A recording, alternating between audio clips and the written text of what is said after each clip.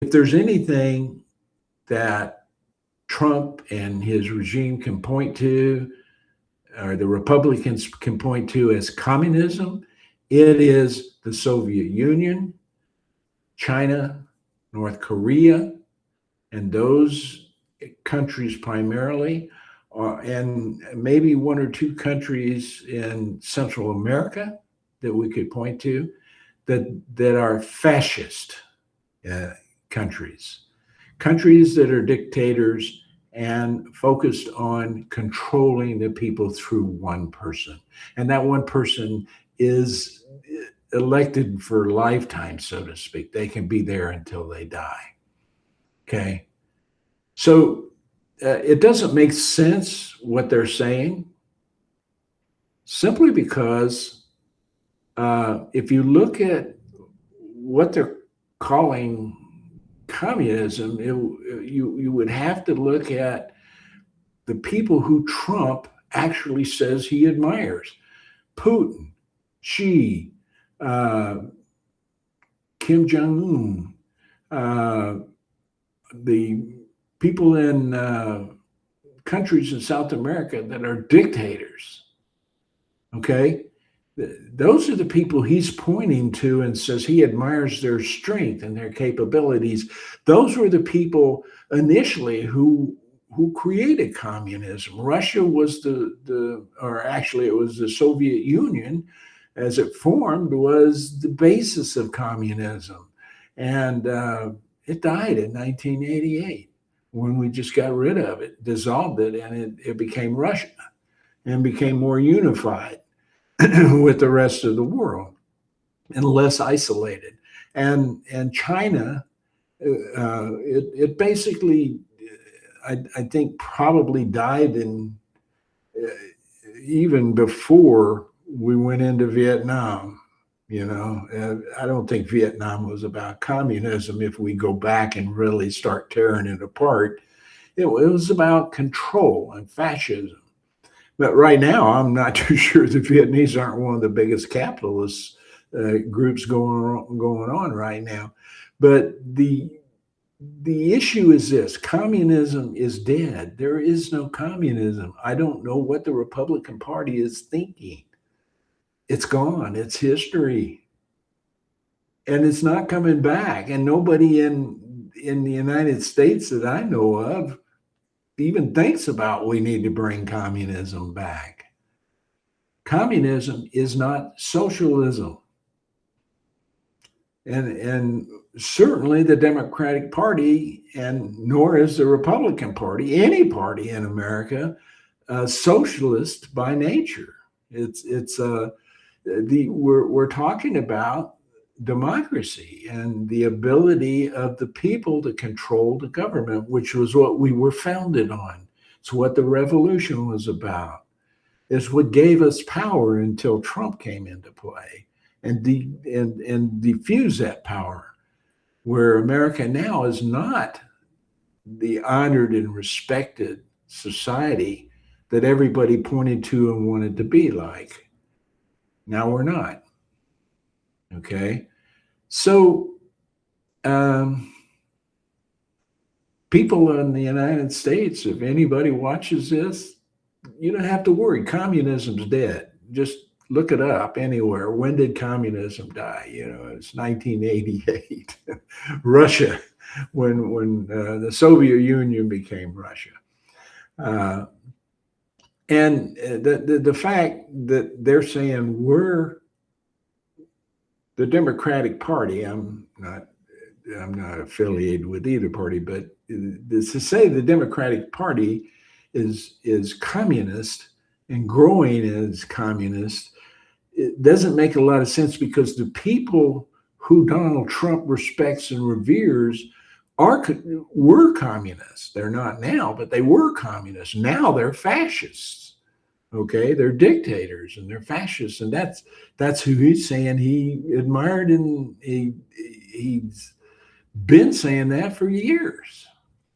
It's people who he read, Hitler. You know, that's those are the people who he admired, people who had the total control over people, and those people had no ability to take a person out of office or put a person into office. The people didn't do that. It was just that person, that single person in control.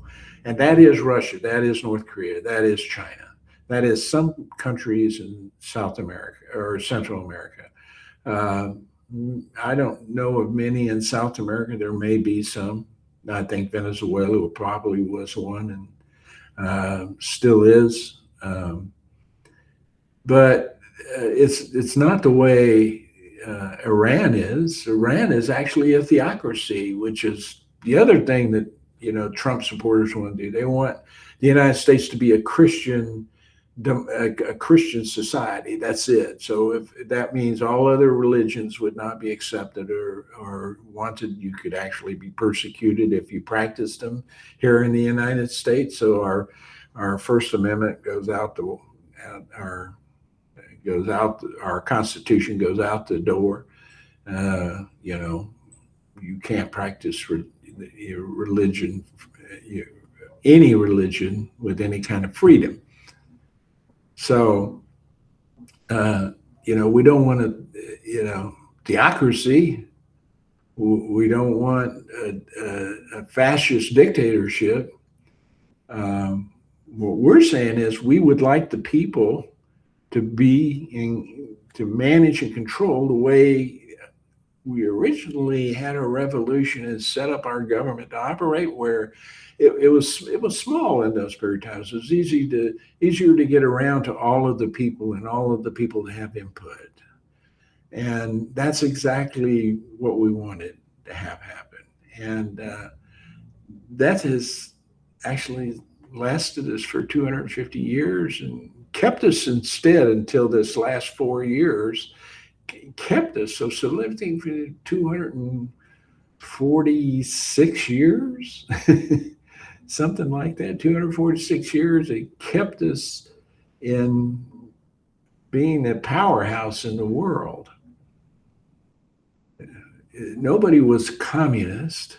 I mean, they tried that in McCarthy days. They found the same thing, only there was communism back in McCarthy's days, but it wasn't in the United States like they tried to promote. Nor did the United States ever want it, nor do we ever want it, nor do we want fascism. We want democracy. A democracy is a republic, which is, we have states that have certain rights, but we have things that we the people don't have control over,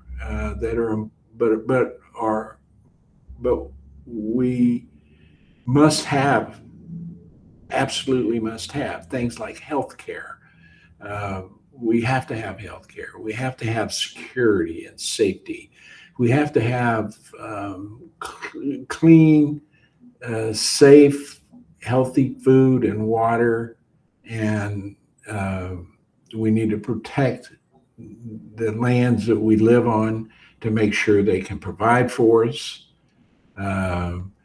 We need food. One of the things that has been minimized so many years is farming, but you know what? We need farming. We need farming. We need people producing food. And particularly as we grow larger and larger.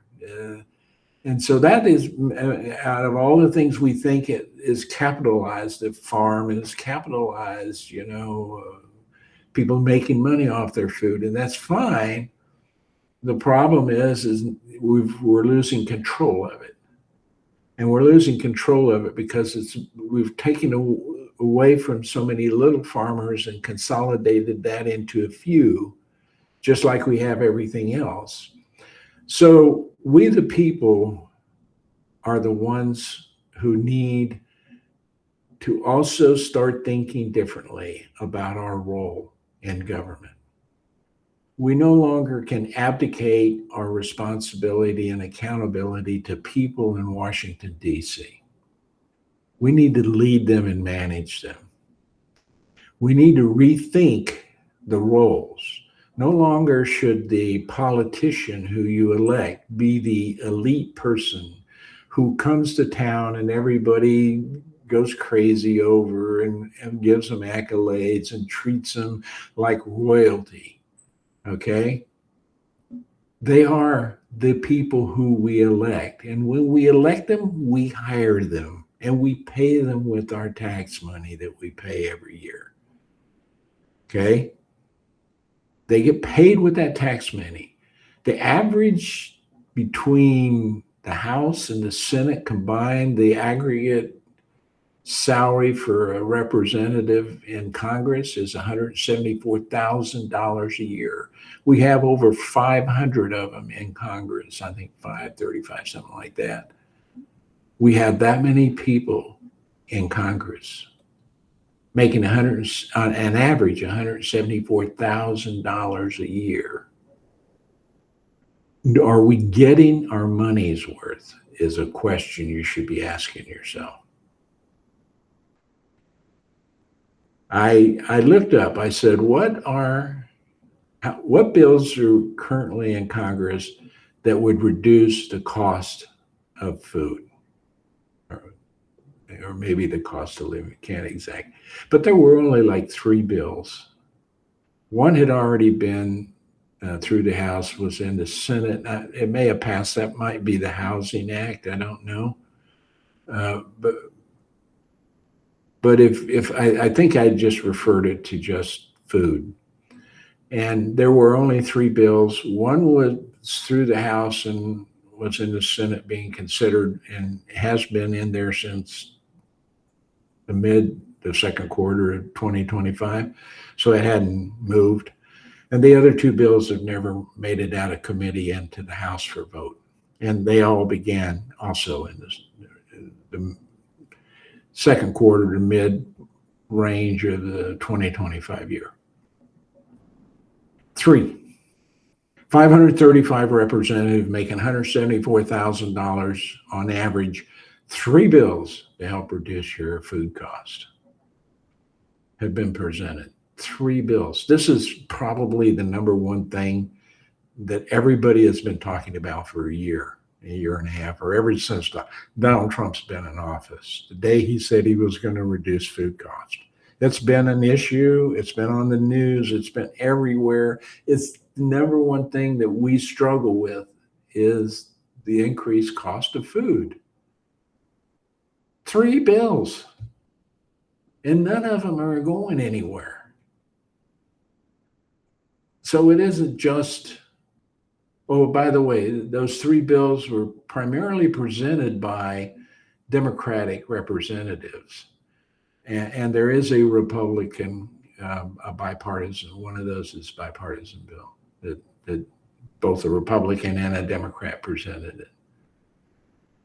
But 535 people, $174,000 each. Only 3 bills to reduce food costs have been presented to be considered to get put into play to help us reduce our food cost. And they're going nowhere. Now, it's time we change our attitude as people. And the way we need to change is this. We need to not think of our politicians, our representatives, as elite people who we send to do that are going to create something for us to make it wonderful. We need people in there who we hire to go do what we ask them to do. Now, when you vote for somebody, it's like saying you're hiring them because our taxes pay their salary and we authorize them to go up and do the job. We have hired them to go up and do the job. Now, as I remember it, being in corporate world for over 50 years and as a consultant also in that arena, the person who does the hiring is the boss. The person who does the work is the employee.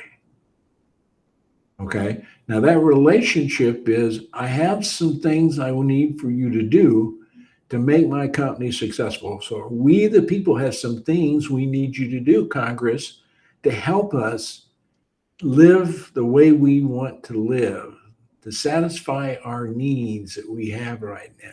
You're supposed to go up there, write the bills, put them into play, get them voted, get them passed, make them law, and make people operate so they're within the law that would reduce the cost of our food. That would be something I would want you to do.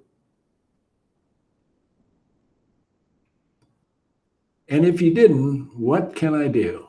Well, right now, I can't do anything because once I vote you in there, you're there for 2 years. I can't do anything to take you out. So here is my proposal to you, people of America. Change your attitude about your representative. They work for you. Treat them like it. Hold them accountable to delivering bills that help you satisfy the needs of your town or community, your constituent base, so to speak. And the way you do that is you decide who goes in there. So you need to have some information before you hire that person to go in. Look what happened up in Maine. The guy was out. He said a lot of great things. Problem is, he has an abuse problem with women. And nobody caught that. This guy that was just he's shouting all these really, and that's fine, except he would have got up there, he would have been neutralized immediately because of the problem. So, and why? Because the people had no idea that he had this problem. So why wouldn't we do a background check on everybody? Background includes financial and it includes criminal. Why wouldn't we make that information public to everybody? Okay? You have some rights to privacy until you decide to represent somebody publicly. Then those rights go away. Everything about you becomes public. And if you don't want something that's happened to you in the past to be known, then don't go run for office. Don't go public. Okay? But if you have a clean record, if you have good character, if you truly have an interest, desire to help people, yes, have a background done and publish the damn background check in writing, in the newspaper, or however newspaper, TV, however you want to get it out, put it out to everybody so they can see it. And you, the American people, should demand it. Then you need to ask, well, what has this person been doing? So they built a business, they built several businesses. Are those businesses successful? How do they treat their people in those businesses? Those are things you want to know about this individual, how they do business. Are they dictatorial? Are they autocratic? Or do their people like them? And are they successful? And do they prosper because of the innovation they create through their people? Things like that. And this is thing you want to know about the person. Sitting there in a town hall and asking a question, what are your thoughts about food cost, is not going to get you what you need to know about that person's ability to reduce food cost. Somewhere in their life, they've had to reduce cost, figure out how to make things less expensive in their company, or if they happen to be a state representative, they had to create some bills that did something like that. So you want to see that information and you want it somehow summarized for you so you don't have to wade through all the details and legal jargon. You need it somehow summarized so the people who are representing the communication of that representative need to get this information to you in some sort of written form that summarizes it, tells you and makes you feel comfortable this person has been able to reduce costs in his past and has been successful, and because of that his company grew and people got wage increases, etc. So these are things that we want to do. This is things that we, the public, now need to start doing instead of just sitting back hoping whoever goes into office will do something to help us. We need to know them. We need to know who they are, what they're about, how they did business, their character, their credentials, their knowledge base, their competence, their capabilities. We need information about that as citizens, hitting us square in the face. And then we need every one of those people to come sit down in small groups, not one big town hall for a half hour, but go to your local Starbucks or local coffee shop or diner or wherever you want to go and sit down with groups of 8 or 10 people at a time and take specific questions where you have to face them face to face, eyeball to eyeball. They ask you a tough question. You need to respond to it. Those 10 people will then go out and spread the word. Okay? But the more of those you do as a representative locally, as opposed to running an ad saying you're going to do something or a TV commercial saying you're going to, there's a difference between that and informing people, and people actually seeing you eyeball to eyeball. That proximity, it's hard to lie, and you get a better chance of reading a person who's going to be lying to you if you're confronting them face to face in person. Make your representatives come out to you. Don't trust their ads. In fact, I would say if people of America who have to vote people into office, don't look at any commercials. If they don't come see you, if you don't have an opportunity to see them or hear from somebody who you trust that they saw them and they think it's okay, that you're going to be uncomfortable voting for them. Okay, so that's the thing. Then what we need from all of the people who we put into office, we need a Congress that is veto proof, that the House and the Senate have enough people to where if they voted something that Donald Trump did not want to have happen, that he couldn't veto it. And that you can afford to lose 1 or 2 Democrats over to the Republican side or Republican over to the Democrat side, however you want to think about it, that you could afford to lose 1 or 2 people voting differently than what you want as a major group. In other words, they would be the outliers. You could lose a couple of those and still be veto proof. So that's the security you need in your Congress. You need a veto-proof Congress if you lost a couple of voters out of your side. If you're a Democrat, 2 Democrats could vote Republicans, and you would still have enough to override a veto from the president. That's what you need. You need that kind of a Congress in there, folks. So when you're out there voting, right now, there's only one party that is going to provide you that strength, and it's the Democratic Party. So you need to vote enough strength into the Democratic Party to make sure you have a Congress that's veto proof, so that when they pass a bill, it can't be shut down by Trump in any way, shape, or form, nor can the Supreme Court overrule it. Okay, it's law. It has to be law.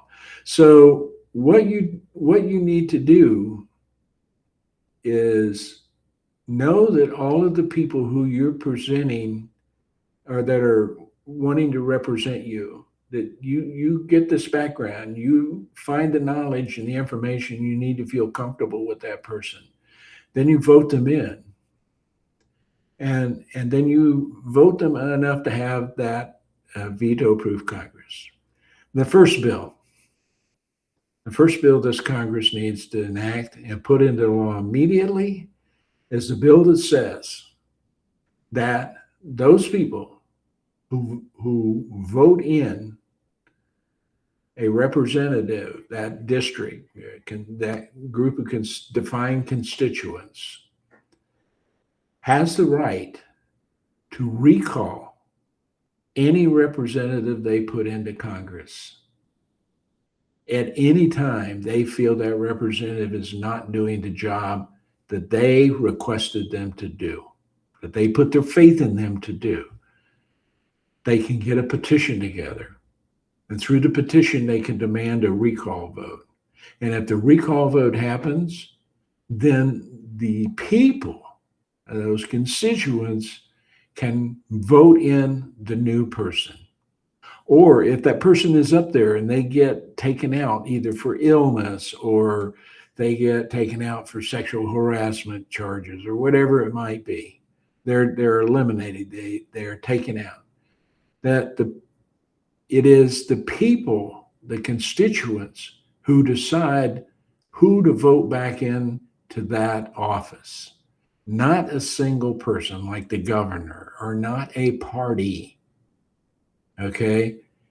The people of that can go through the process of having people, again, present themselves in front of the people, present their case why they should be selected and elected to go back to go to Congress and fill that slot. And then the people vote on it and send it back in. Same deal. If they don't do the job, they get recalled. Okay, so that's something that needs to happen immediately. The second thing that needs to happen immediately, we need to talk about how we do business in the government.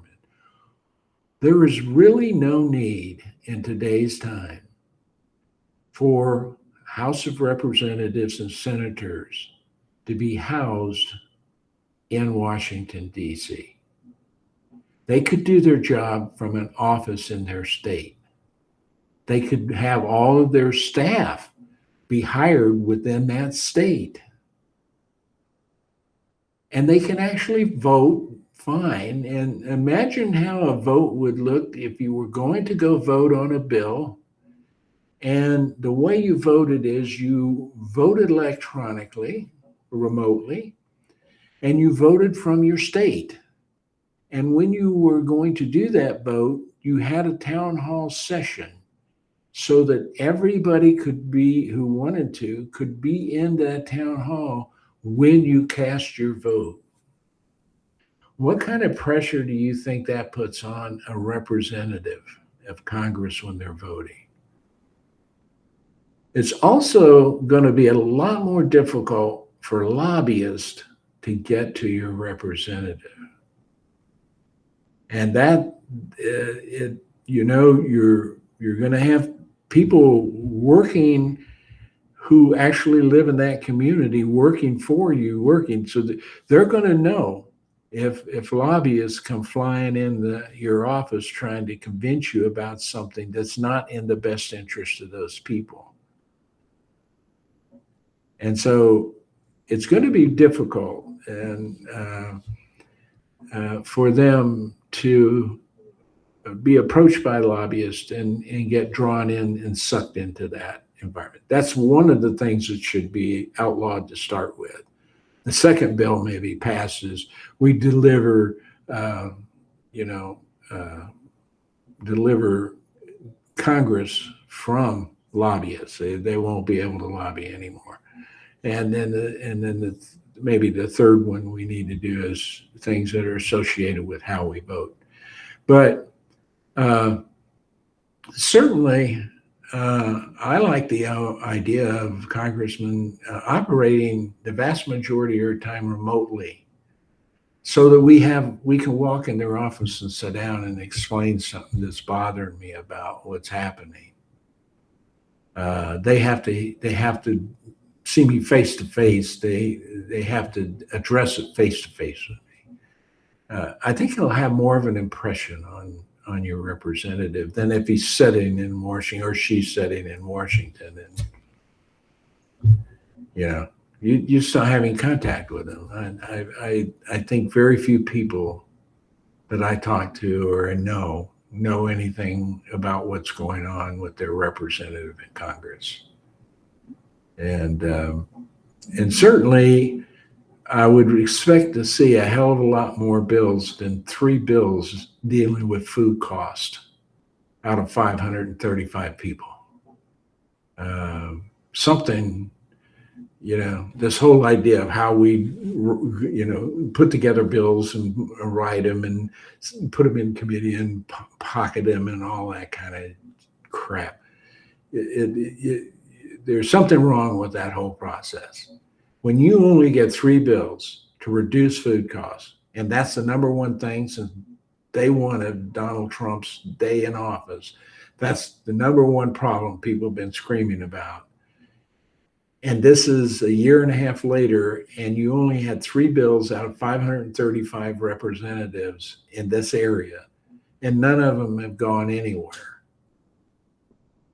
I think I would be asking, am I getting a return on investment for my $174,000 person I sent to Congress? What is actually going on here? So there are some thoughts for you to keep in mind.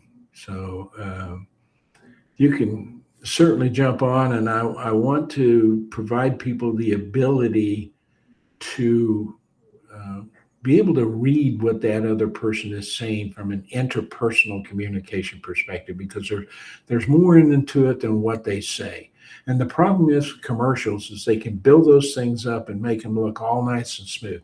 You get that person in front of you one-on-one, 3 feet away from you, and you ask them a tough question and they don't have the answer. That's going to be very evident to you in their nonverbal language and how they're talking to you, and the way they're trying to convince you. You're going to see that. That's going to send an alert up in your mind that maybe that's not the person we need in office. So this is important in preliminary elections initially.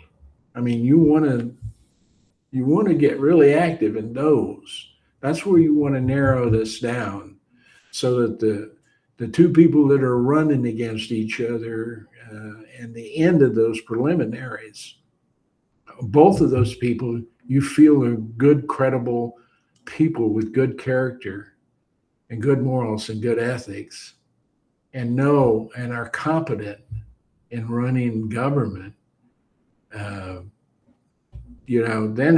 it's just a real tough choice of which one I really like. Okay.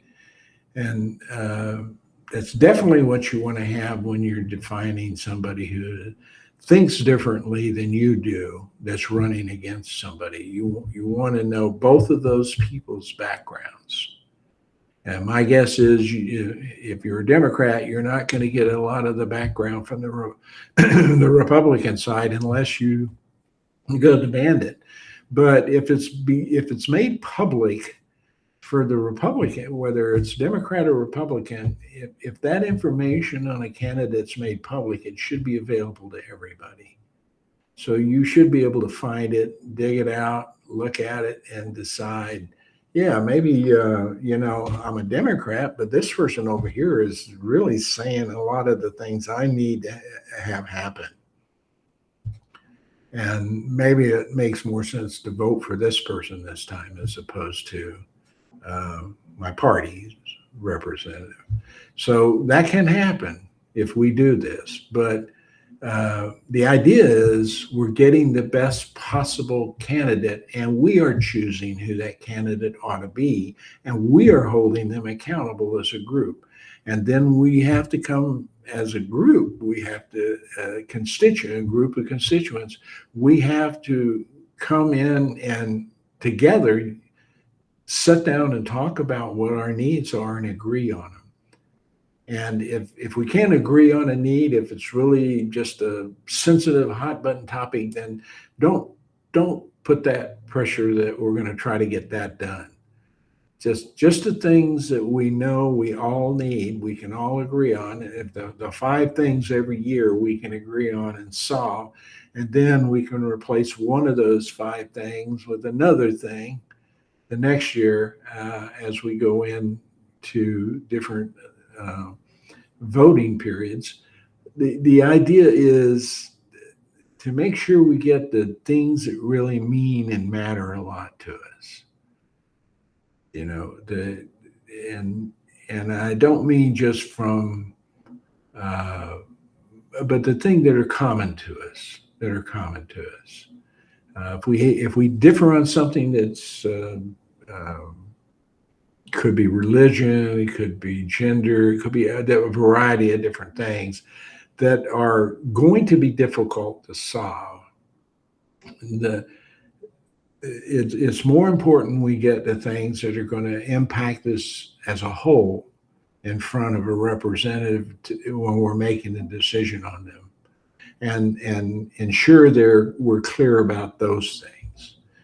And down the road, the more difficult things will be easier to do if we do them together than if we try to do them separate from each other and fight.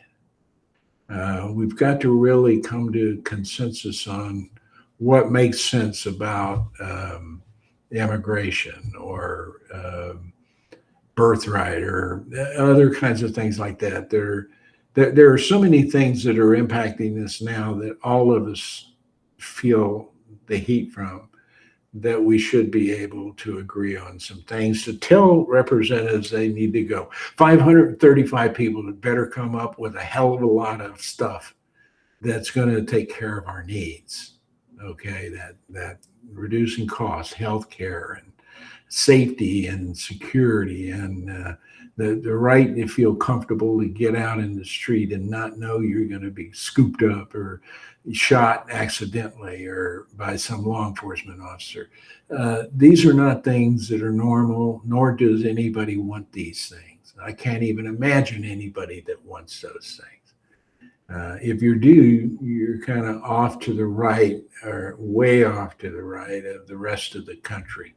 And most of us want that sense of safety and security. So those are the things that you don't know unless you talk with somebody, unless they meet with you. And we're talking about so you have to get active. I mean, if you want to get real active, then you get out there and you become one of those individuals that wants to sit down with this congressperson or this person wanting to go to Congress, and you want to talk to him. You want to ask him, and you write out your questions and your thought about those questions in advance. And so when you ask the question, you can ask it correctly and the person can understand it, and you can have a dialogue about it.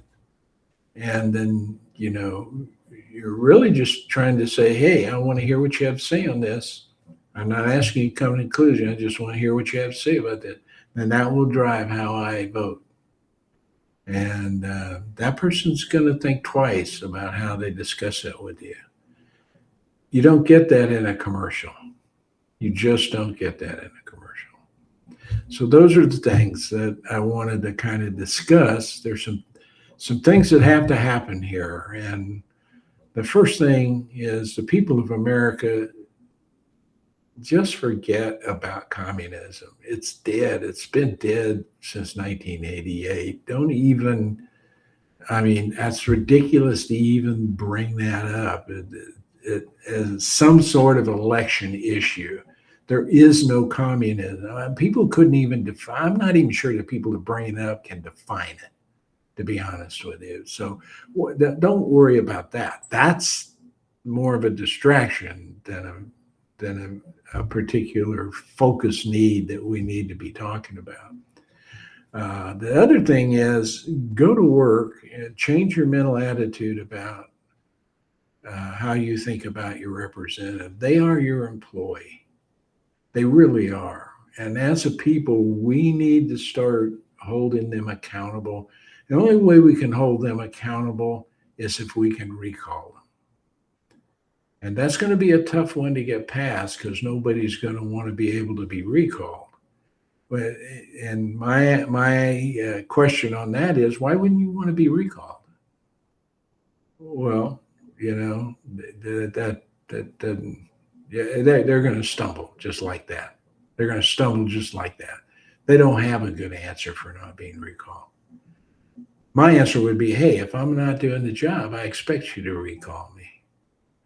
And now I expect you to work with me, but I expect you to recall me if I don't do my job. So you need to do that.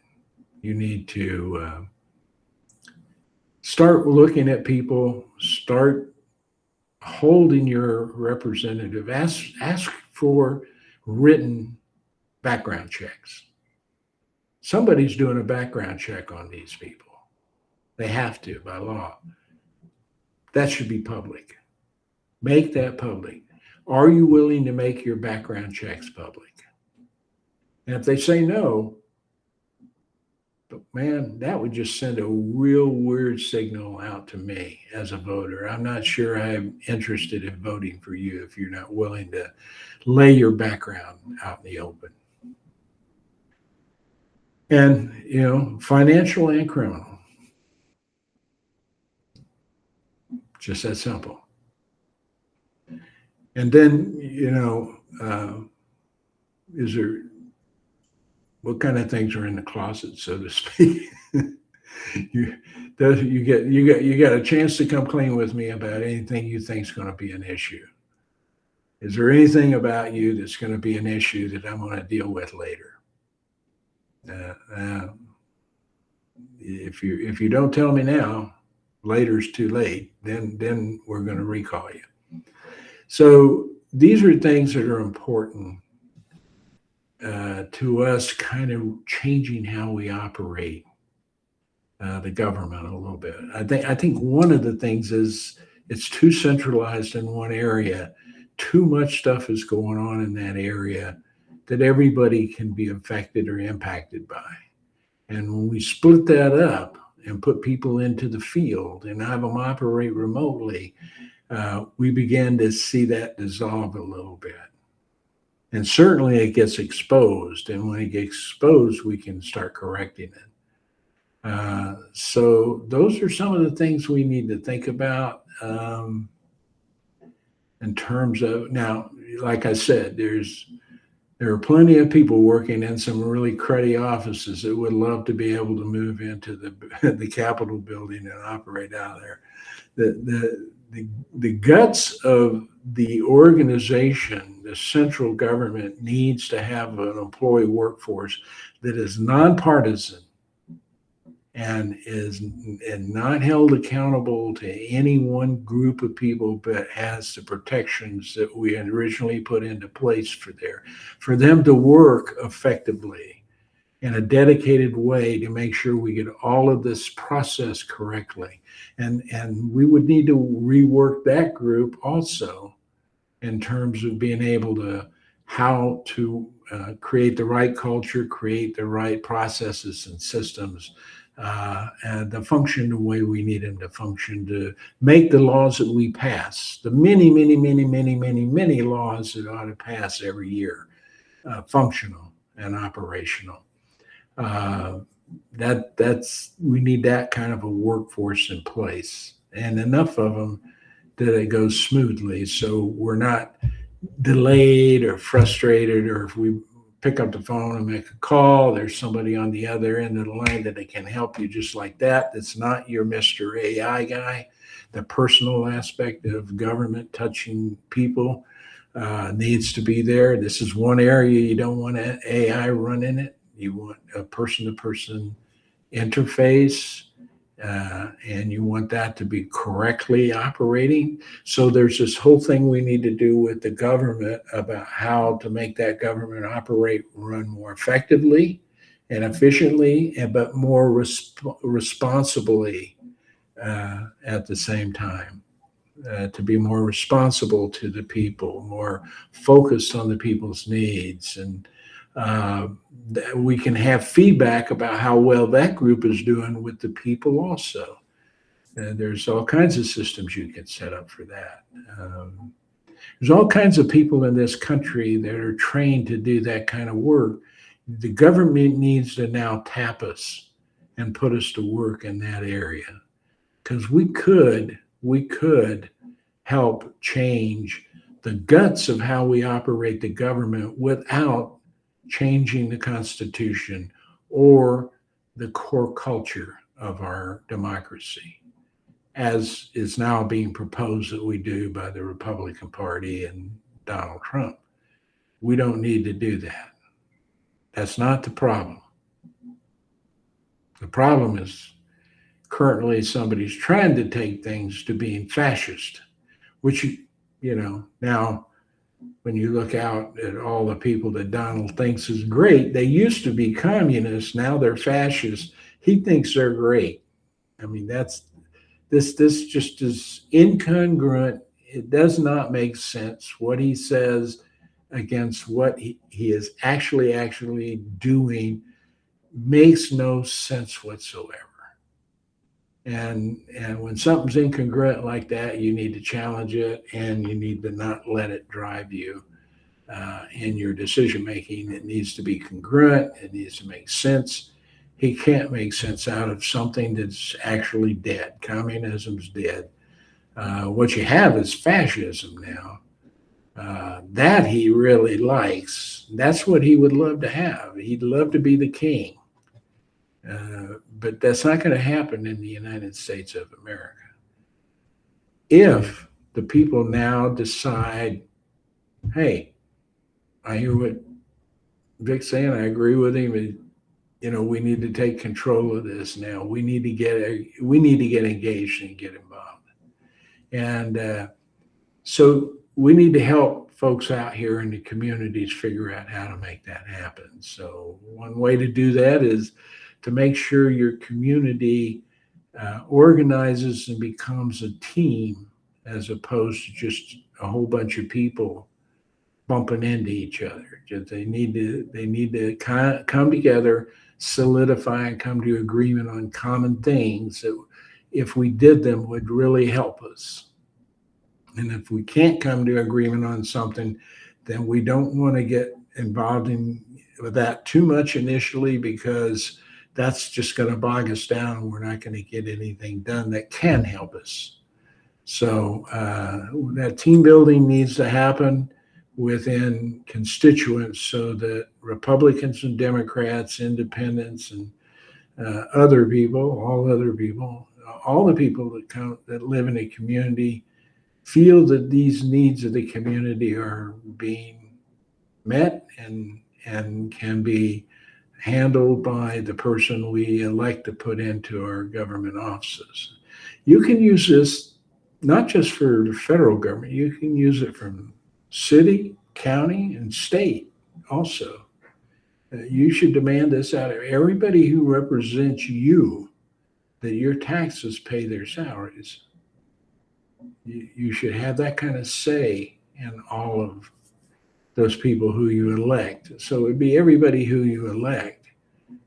You want a process to where you know them a little better before they go into office, and you feel comfortable with them. I mean, you may not agree with everything they say, but you're okay. You feel comfortable with them. And that's important. And it's important we start doing that now.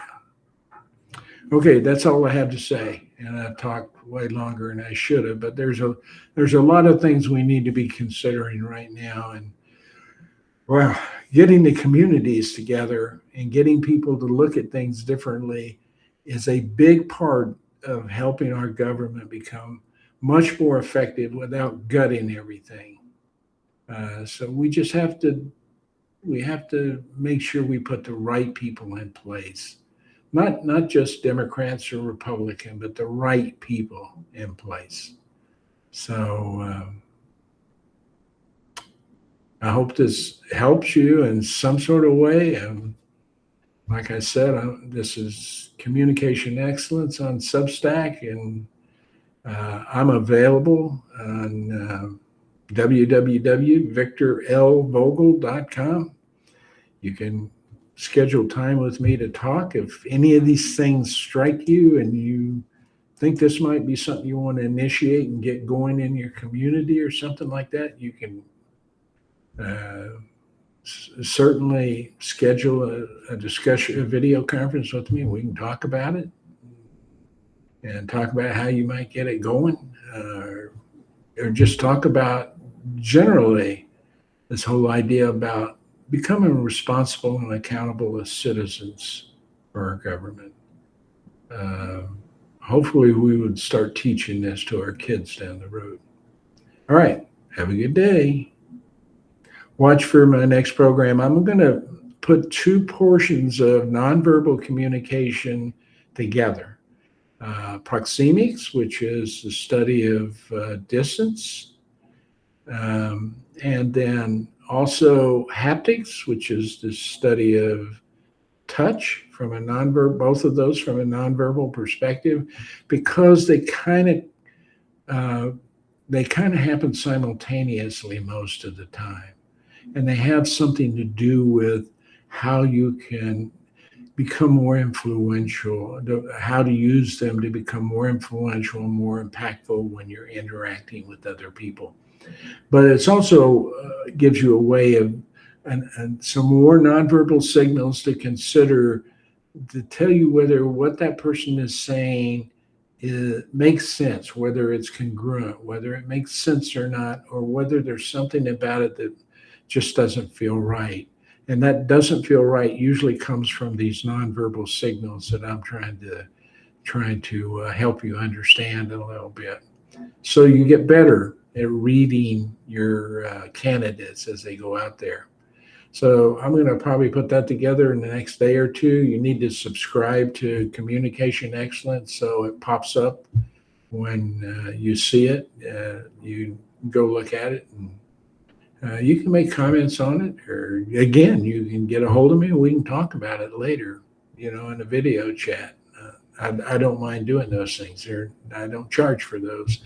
I also don't have a paywall on Substack or my YouTube channel or any LinkedIn or any of this stuff where I try to provide advice or help to people in terms of leadership communication. I feel uncomfortable putting those things on there. I know we need things to help us try to pay for what we do out here, and I'm okay with that. But it gets a little frustrating when you read something part of the way and you're really interested, and the next thing you run into is, well, you need to get on the pay side. You need to start getting on the paid subscription side of this to know more. It's almost like a smack in the face to me. It just doesn't sit well with me. So I just don't charge for it. And then if you feel like there's something that that there's value and you want to help me and or you want to thank me for the information or however you want to do it, there's all kinds of ways to. You can Venmo me. You can there's a link you can put on PayPal. I can give you PayPal, and then you can put down whatever amount of money you think you want to give. But I'm not going to put a paywall up, forcing you into that process to gain information, particularly information like this. So you have a good day, and look forward to talking with you down in the future. Get out and vote the right personnel. Consider what I'm saying. Maybe come back and watch this a couple of times and give it to a few more of your friends. Spread it around to communities. That's how you get communities starting to think the same. Is not just to shut it off after 10 seconds. You can't get much effective communication done in a few seconds or a minute or two. Okay. It takes a lot of time and a lot of interaction with other people. Okay. Have a good day.